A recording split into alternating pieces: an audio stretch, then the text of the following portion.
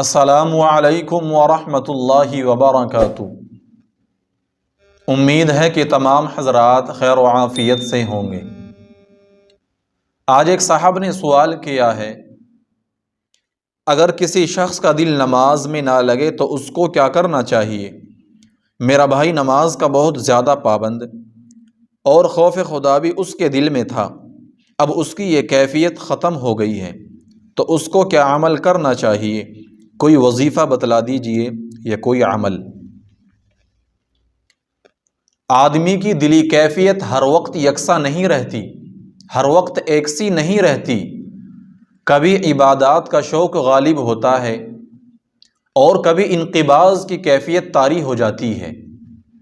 اس لیے جب عبادات کا شوق غالب ہو تو زیادہ سے زیادہ نماز پڑھے اور اللہ کا شکر ادا کرے، اور جب انقباض و سستی کی کیفیت طاری ہو تو جی لگا کر استغفار کیا کرے اور اپنے گناہوں کو یاد کر کے ان سے توبہ کرے اور ہمت سے کام لے کر اپنے کسی بھی معمول کو ترک نہ ہونے دے، تو انشاءاللہ بہت جلد یہ اس کی کیفیت ختم ہو جائے گی۔